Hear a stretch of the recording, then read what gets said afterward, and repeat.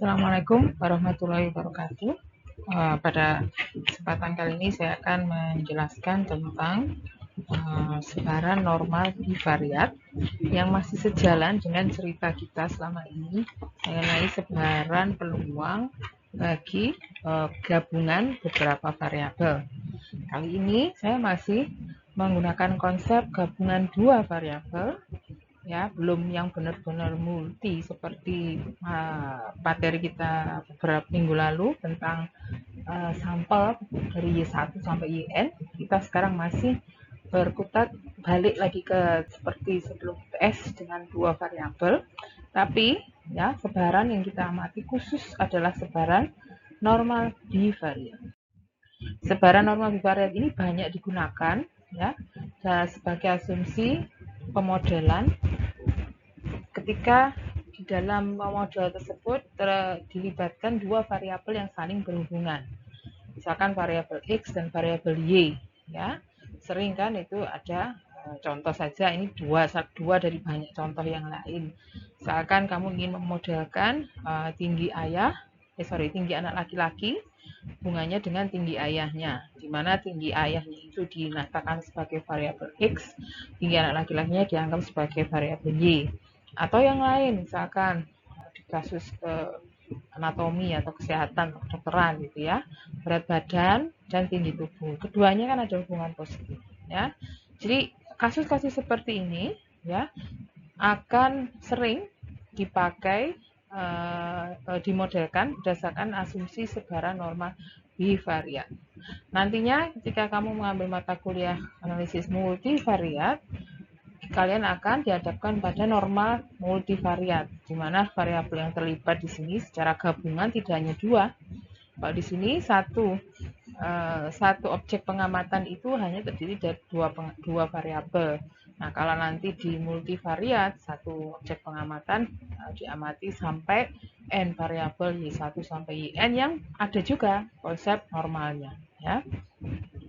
Nanti antara dua variabel yang kalian amati ini diasumsikan ada hubungan keeratan ya yang nanti ukurannya seperti yang sudah pernah kita pelajari koefisien korelasi.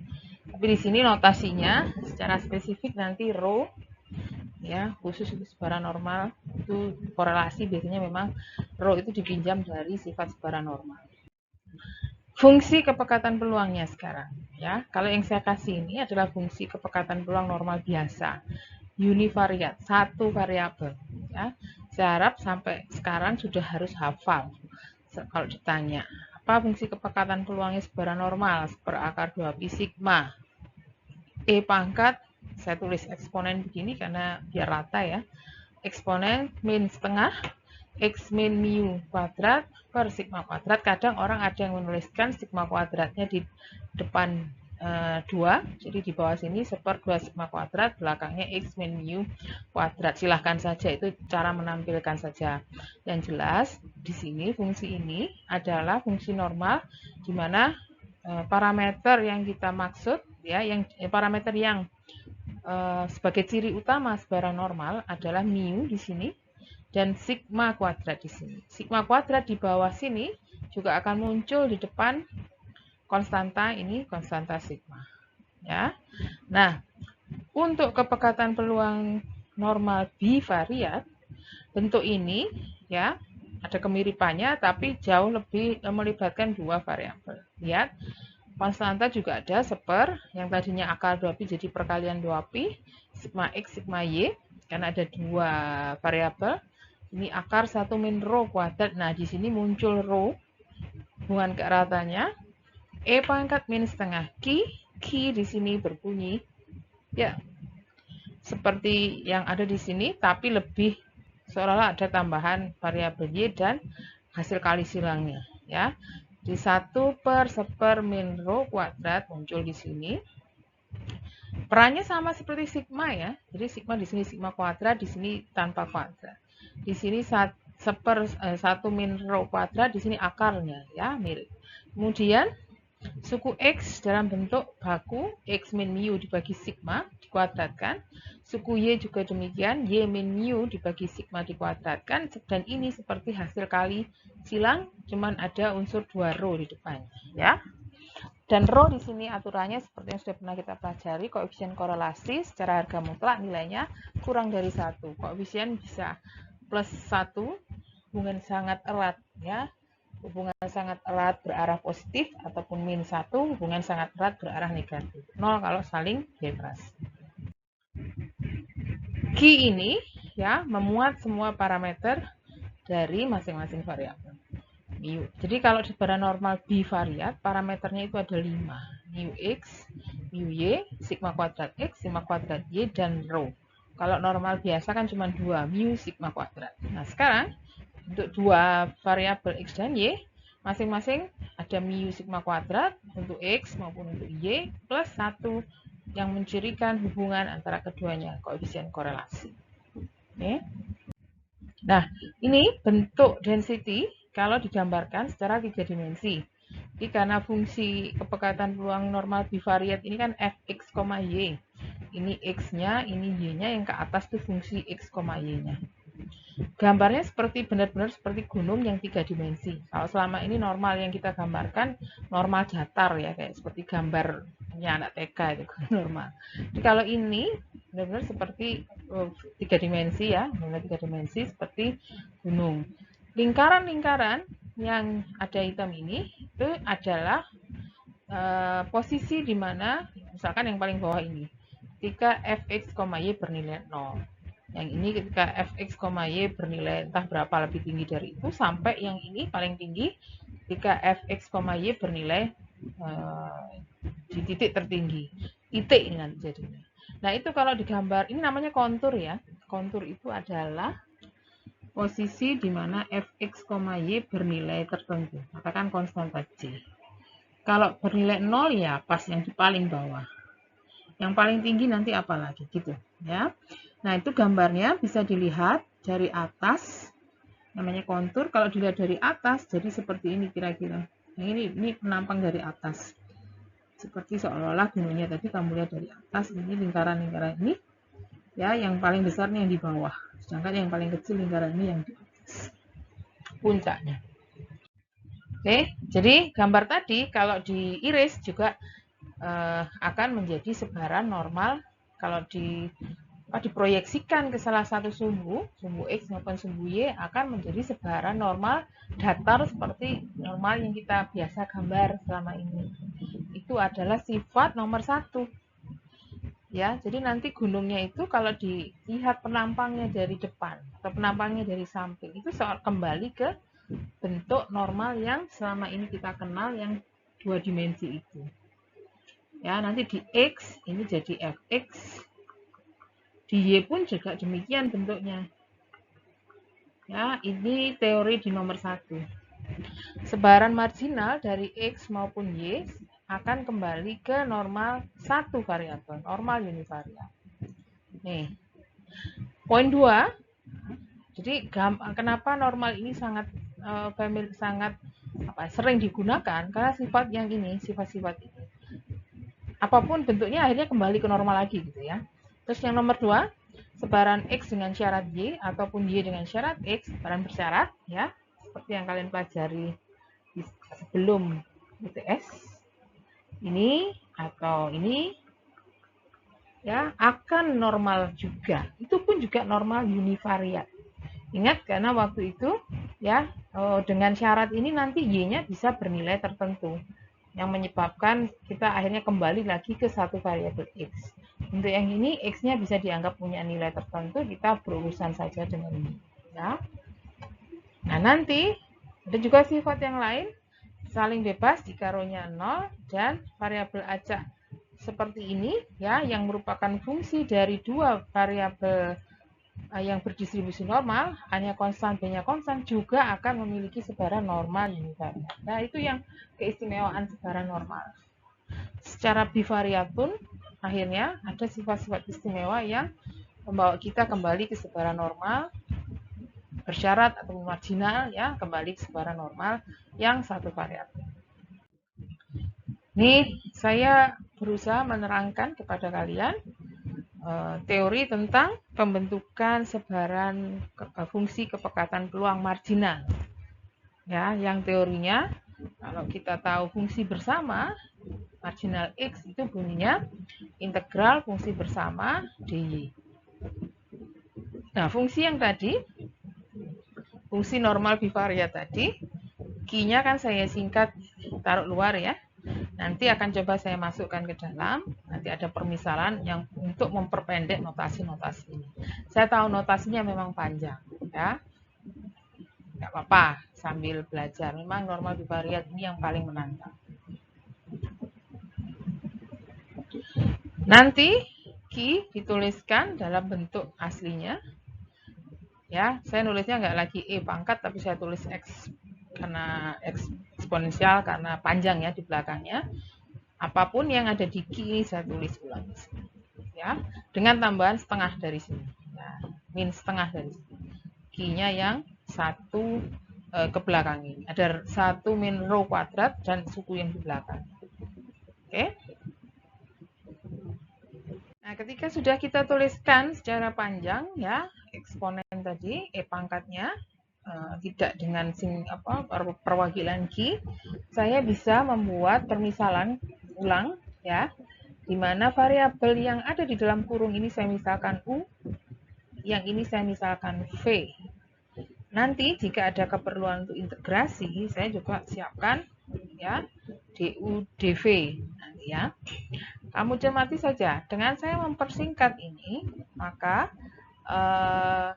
bentuk yang panjang ini, semua yang ada di suku depan saya ganti dengan K, eksponen 1 min 1/2 1 min rho kuadrat tetap, tapi yang ini saya namakan U kuadrat, yang ini saya namakan 2 rho UV, yang ini plus V kuadrat.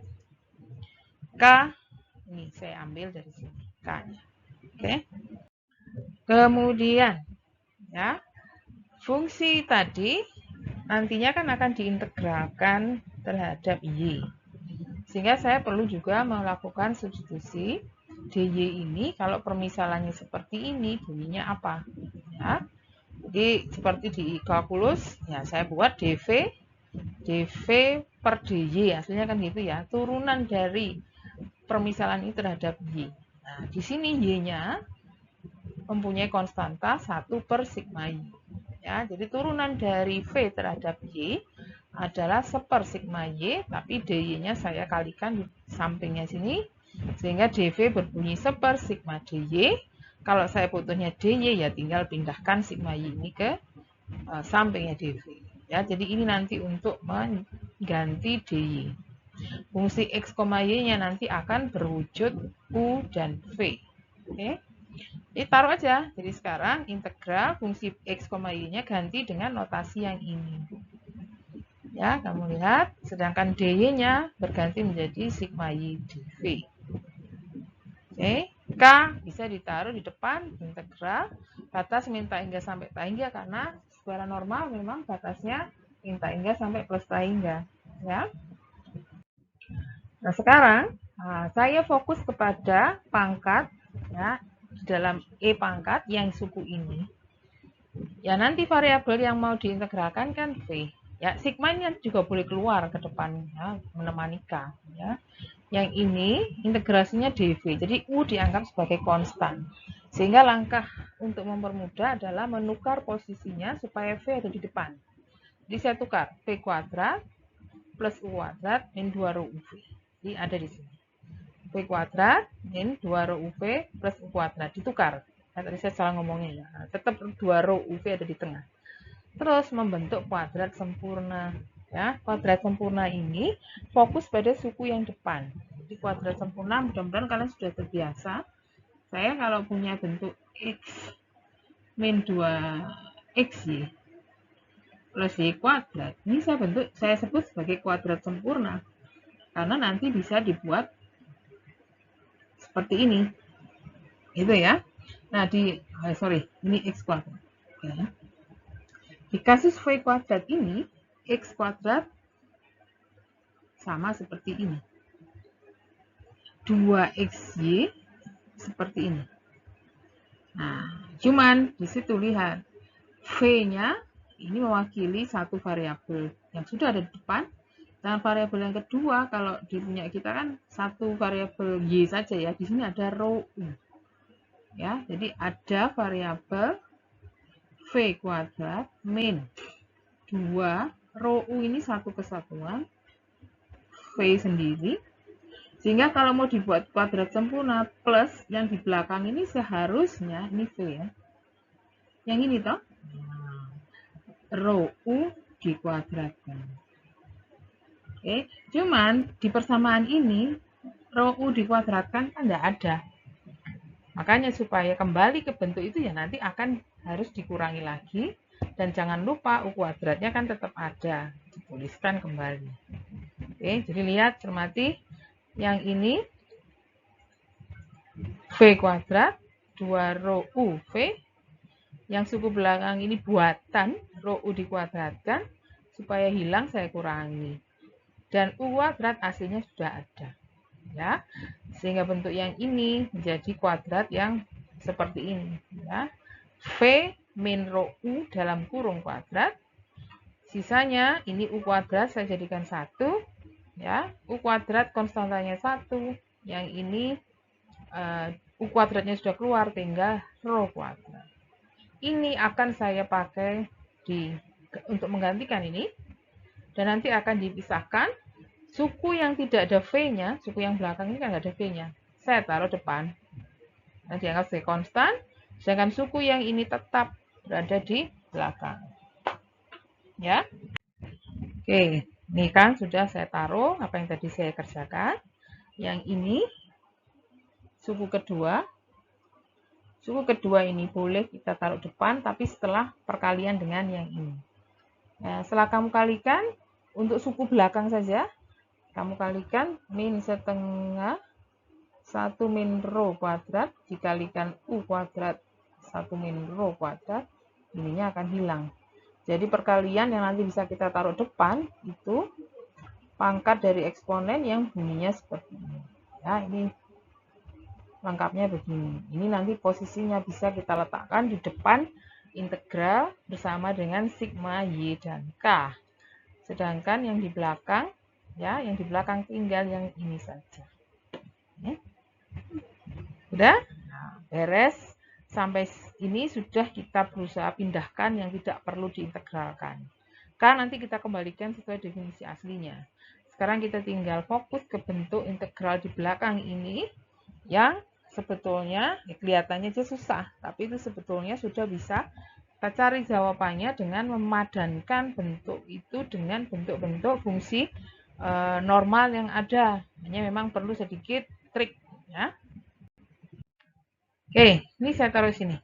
Yang belakangnya saja, tanpa menggunakan konstanta di depan. Kamu ingat fungsi kepekatan peluang segara normal biasa, ini, kalau diintegralkan min tak hingga sampai plus tak hingga hasilnya kan 1. Ya, padahal ini konstan.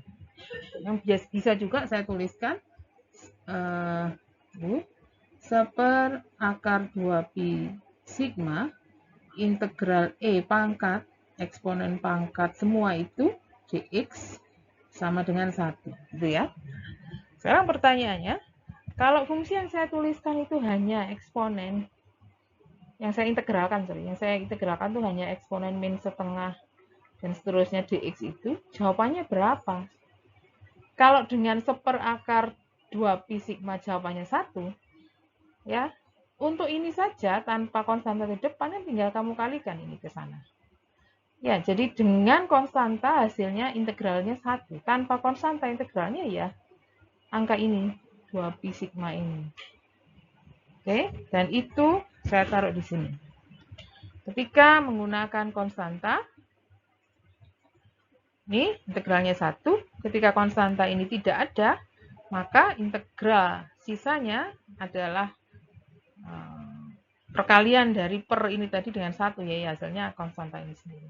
Ya, bentuk ini kalau kamu padankan, lihat. Ya, ini saya hapus biar nggak mengganggu. Ya, bentuk terakhir itu kalau kamu lihat dengan bentuk fungsi yang mau kita selesaikan, integral yang mau kita selesaikan adalah bentuk yang serupa, eksponen min tak hingga plus tak hingga. Min 1 ada, 2 ada. Sigma kuadrat di sini digantikan dengan 1 min rho kuadrat. X jadi V, mu jadi rho U, kuadrat dV dx, itu kan sama sebetulnya.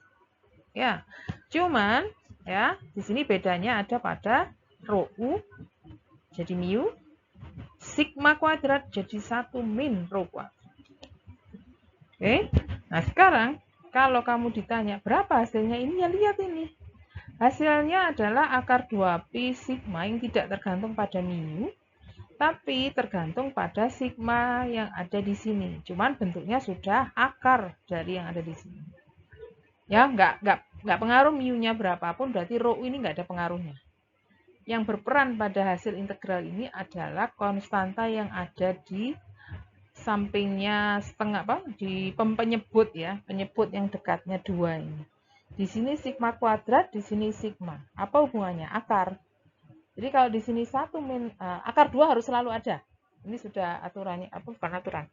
Secara kalkulus itu ya, memang integral itu hasilnya harus ada unsur akar 2pi-nya. Cuman konstanta ini ya yang tergantung pada apa yang ada di sini. Sigma kuadrat, sigma, di sini 1 min rho kuadrat. Kalau mau tahu hasilnya, ya tinggal kita padankan. Jadi sesuai pernyataan tadi, akar 2pi, ini hasil untuk ini ya. Akar 2pi harus ada, kemudian bentuk yang ini, tapi dalam bentuk akar. Akar 1 min rho kuadrat. Kalau dijadikan 1 boleh. Ya.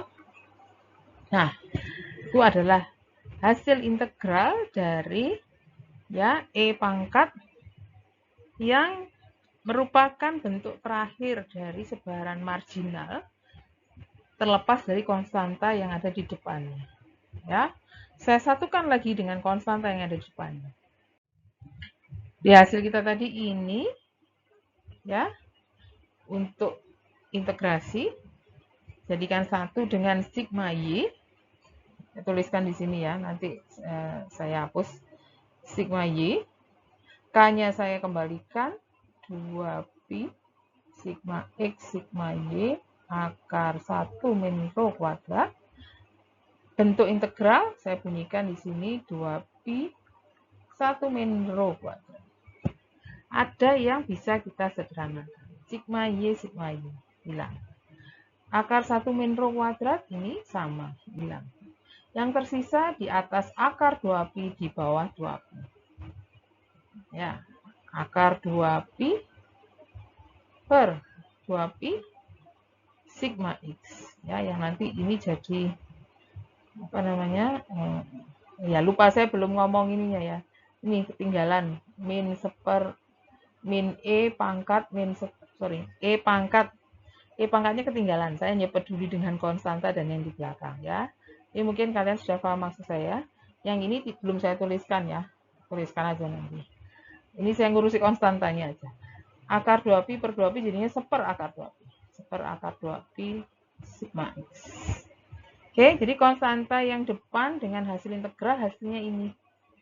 Nanti jangan lupa dikalikan dengan E pangkat min setengah U kuadrat itu. Ya. Ini dia. Jadi yang tadi saya oret-oret juga ada di sini. Ya. Nah, tinggal kita sederhanakan dengan hasil terakhir tadi sama persis dengan yang saya bilang. Ya. Seper akar 2pi. Nah, ini akarnya akar 2pi sigma x. Kemudian yang ada di belakang E pangkat min setengah U kuadrat. U-nya nanti bisa kamu kembalikan ke bentuk permisalannya tadi. Ya. Oke, dengan mengembalikan U ke bentuk aslinya tadi, ya, yang berbunyi X min mu X per sigma X dikuadratkan, hasilnya seperti ini. Ya, jadi kalau kamu lihat, kamu amati ini adalah fungsi kepekatan peluang bagi sebaran normal univariat yang hanya melibatkan X tanpa melibatkan Y lagi. Sama persis dengan sebaran fungsi kepekatan peluang sebaran normal yang saya sebutkan di depan. Ya, normal univariat dengan parameter mu dan mu x dan sigma x kuadrat untuk ragam ya. Oke. Teori tadi bisa dipakai untuk menjawab pertanyaan-pertanyaan yang hubungannya dengan salah satu variabel saja. Misalkan ini sebetulnya diawali dari kasus peluang bersama. X dan Y, normal bivariat, diketahui minnya nilai tengah X-nya 68, nilai mu-nya Y 69 inch. Simpangan bakunya kebetulan sama-sama 2, rho-nya sama dengan setengah. Jika ditanya berapa peluang bahwa ayah lebih tinggi daripada rata-rata tinggi anak laki-lakinya, maka saya bisa menyatakan bahwa ayah, variabel ayah di sini tinggi ayah adalah X. Rata-rata tinggi anak laki-laki mu Y. Pernyataan ini bisa dinyatakan dalam bentuk seperti ini. Ya, secara teori ini adalah peluang bagi sebaran normal univariat, variabel X saja. Mu Y ada angkanya kan? Jadi di sini dia berupa konstanta. Ya, ketika saya lihat ini sudah tahu sifatnya X normal univariat, yang bunyinya ya pasti seperti tadi teori tadi. Dengan mu miliknya dia sendiri 68, ragam miliknya dia sendiri 2 kuadrat. Kalau kamu sudah tahu teori ini, pertanyaan ini ya sama seperti yang sering kalian kenal sewaktu di metode statistika. Tinggal mau pakai integral, kalau memang itu bisa dikerjakan, kalau sebaran normal kan dari dulu memang dihindari menggunakan integral karena sudah ada tabel untuk mempermudah. Tapi tabelnya adalah tabel normal baku. Jadi kalau mau digambar, ini sebenarnya posisinya 68 itu mu, yang ditanyakan katakan di sini. Ya, peluang yang di kanannya 69. Nah, bisanya dikerjakan dengan pembakuan karena yang ada tabelnya itu hanya tabel normal baku, normal biasa nggak ada, ya. Ini pembakuannya, mu dikurangi 69 ini angkanya ya dikurangi mu miliknya X ya, mu miliknya X besar 68, simpangan baku miliknya X besar 2. Hasilnya adalah peluang Z besar setengah. Jadi kalau mau digambar, kalau tadi yang di slide sebelumnya yang saya gambar itu miliknya X, sekarang yang saya gambarkan distribusinya Z, di mana ini 0, setengah itu kira-kira dari sini, yang diminta untuk dihitung adalah peluang di kanannya, setengah. Bisa kamu cari di tabel, atau dengan memanfaatkan Excel pun bisa, hasilnya itu 0,308. Jadi sekitar 30% kemungkinan bahwa ayah lebih tinggi daripada rata-rata tinggi anak laki-lakinya. Oke. Sekarang, sifat kedua, ya, peluang bersyarat. Teori yang di depan, saya nyatakan ulang. X dan Y mempunyai sebaran peluang gabungan normal bivariat. Maka X dengan syarat Y ataupun sebaliknya adalah sebaran normal univariat juga. Tapi parameternya kombinasi dari seluruh parameter. Yang ada 5 tadi, ya. Ini adalah parameter mu-nya. Kalau tadi kan semua mu-nya satu saja, mu X, mu Y gitu ya.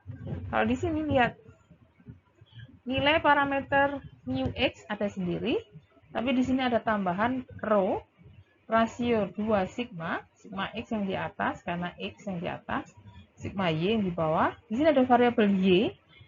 Ini nanti tergantung dari yang diinformasikan di sini. Syaratnya Y bernilai berapa? Min rata-ratanya, rata-ratanya. Ini adalah nilai harapan atau nilai tengahnya. Sedangkan yang di belakang ini adalah ragam dari X bersyarat Y tadi. Sebaliknya, kalau yang diminta Y dengan syarat X, ya dibalik aja.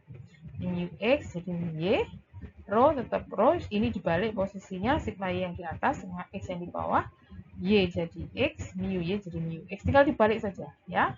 Ragam X, karena yang fokusnya X, di sini ragam Y. Tapi satu min rho kuadrat tetap ada. Dari mana fungsi itu diperoleh? Saya menggunakan contoh untuk yang Y dengan syarat X. Perkara kamu butuh yang X dengan syarat Y, tinggal ngikuti aja dengan dibalik variabelnya, ya. Ingat secara teori di sebelum UTS, Fungsi Y dengan syarat X itu adalah rasio dari fungsi peluang gabungan dengan fungsi marginal. Tadi sudah kita peroleh semuanya. Ya, saya tuliskan fungsi gabungan maupun fungsi marginal yang tadi sudah barusan kita peroleh dalam notasi U dan V ya, supaya lebih singkat nulis. Jadi yang fungsi gabungan saya nuliskannya di sini ada notasi U kuadrat min 2 rho UV plus V kuadrat pada pangkat I eksponennya. Sedangkan yang marginal yang depan tetap tapi belakang saya tuliskan min setengah U kuadrat. Dari sini nanti disederhanakan, ada yang bisa dicoret ya, sigma X bisa dicoret. Akar 2pi dan akar 2pi ini nanti bisa disederhanakan. Kemudian di sini ada U kuadrat, di sini juga ada U kuadrat ya, cuman ya ada perlu sedikit modifikasi. Ya, penyederhanaan yang dimaksud tadi sudah saya bilang, akar 2pi-nya pindah ke atas, sigma X-nya hilang, ya tinggal 2pi sigma Y, akar ini tetap, eksponen saya masih tuliskan lengkap, yang ini tadi naik ke atas jadi plus, ya, E pangkat minus naik ke atas jadi pangkat plus. Oke, kemudian dari bentuk ini, ya, U kuadrat di sini nggak bisa saya coret karena di sini ada 1/1 min rho kuadrat, di sini tidak punya, sama-sama setengah tapi di sini tidak ada. Jadi mau tidak mau ya, saya ini masih menyederhanakan yang depan, mau tidak mau ini harus saya olah lagi. Yang U kuadrat kalau mau dijadikan satu dengan suku yang depan harus dikalikan dengan ini 1 min rho kuadrat, makanya ini saya kalikan plus saya kalikan, saya olah menjadi min supaya ini seolah-olah di depan ya, min semua. Di min, coba kalau kamu cocokkan, kamu kembalikan min ini kali min yang di belakang akan kembali menjadi setengah U kuadrat ya. Oke, ini adalah bentuk untuk menyamakan satu suku dalam satu kurung. Baru nanti di sini ada kelihatan ada yang bisa disederhanakan. Bisa kamu lihat di sini U kuadrat sudah bebas dari ini ya, semua sudah bebas dari ini, ada U kuadrat, di sini ada min U kuadrat. Jadi U kuadratnya nanti hilang. Yang tersisa adalah saya tuliskan V yang di depan ya, V kuadrat min 2 rho UV min plus rho kuadrat U kuadrat ya. Yang ini dan yang depan ini 1 plus 1 minus sudah hilang. Nah, bukannya ini bentuk kuadrat sempurna ya. Jadi ada V kuadrat 2 rho UV, belakangnya rho kuadrat U kuadrat. Jadi ini bisa saya rubah menjadi bentuk seperti ini. Oke, sudah ya. Terakhir adalah bentuk kuadrat sempurna. Nah, sekarang kembalikan lagi U-nya apa, V-nya apa, sesuai definisi tadi ke X dan Y. Maka saya bisa menyimpulkan mana mu, mana nilai tengah, mana ragam dari posisi ini. Ya, walaupun ini belum lengkap, ini masih harus saya modifikasi lagi supaya kelihatan posisinya. Ya, fokusnya ada pada variabel Y nanti. Karena Y-nya fokus, syaratnya X. Jadi ini dirubah supaya Y ini ada di depan, sisanya diolah lagi supaya jadi satu di belakang. Oke, bisa kamu coba elaborasi sendiri ya. Jadi perubahan itu berubah menjadi seperti ini. Ya, suku yang depan ini sigma Y-nya saya taruh Y kuadrat kan, sigma Y kuadrat saya taruh depan. Sedangkan yang di sini tinggal Y saja, min mu Y juga sudah bebas dari sigma kuadrat kan sudah saya taruh depan. Tapi yang di belakang ini jadi muncul sigma X di atas ya, karena kan sudah dipindahkan ke depan di sini sigma Y kuadrat ya. Oke, ini buktikan aja coba sendiri aturnya gimana. Yang jelas ini posisi yang belakang menjadi nilai tengah. Sedangkan posisi yang ada di sini menjadi simpangan baku yang setara dengan bentuk ini. Bentuk ini kalau di akar menjadi yang di sini ya. Akar 1 min rho kuadrat, akar sigma kuadrat jadi sigma. Jadi menjawab teori kita tentang fungsi Y dengan syarat X yang juga normal. Karena bentuknya juga serupa, ya, selalu ada variabel min konstan, konstannya ini nilai tengah. Di depannya E pangkat 1 min 1/2, sebelahnya ini ragam. Yang di bawahnya konstanta di sini adalah akar dari yang ada di sini. Dia merupakan ragam atau simpangan di sini simpangan baku dari sebaran normal. Jadi ya, ini saya tunjukkan bahkan dengan diagram ini. Ya, jadi bisa kamu bunyikan yang ini adalah nilai harapan dari Y dengan syarat X, sedangkan yang ini adalah ragam bagi Y dengan syarat X. Dalam pernyataan sebaran bunyinya seperti yang tadi saya nyatakan di awal. Ya. Hasil ini bisa dipakai untuk menjawab pertanyaan pada contoh ini. Sama ya contohnya dengan contoh 1, cuma di sini ditanyakan pada tinggi ayah 80 inci, seperti apa sebaran bagi tinggi anak laki-lakinya? Jawabannya tetap normal. Hanya di sini kita sesuaikan. Ini infonya. Ya, X-nya sudah dinyatakan 80. Nanti untuk mengganti yang ada di sini. Mu Y sudah tahu 69. Rho sama dengan 0,5. Sigma Y maupun X sama-sama 2. X kita ganti 80, mu X diganti 68. Sedangkan untuk ragam tinggal masukkan rho 0,5 kuadrat, ragam 4. Ya, itu sederhanakan aja. Yang di depan nilainya jadi 75. Yang di belakang angkanya jadi 1 min 0,25 itu 0,75, 3/4. 3/4 dikali 4 hasilnya 3. Udah.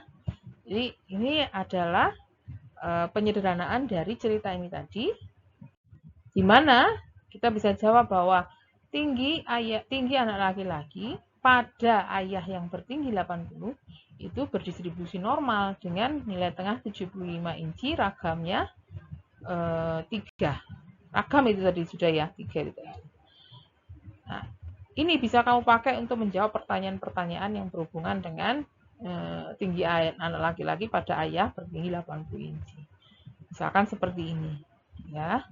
Nah, sudah, kamu bisa kerjakan ini, ya. Pada kita fokus pada cerita Y dengan syarat 80 berdistribusi normal 75,3. Jadi sifat normalnya langsung ini yang dipakai. 80 ini dikurangi minnya 75 dibagi simpangan bakunya akar 3. Oke. Udah lihat di tabel seperti apa hasilnya. Di contoh saya ini sudah saya hitungkan 0,00, kecil sekali peluang, ya.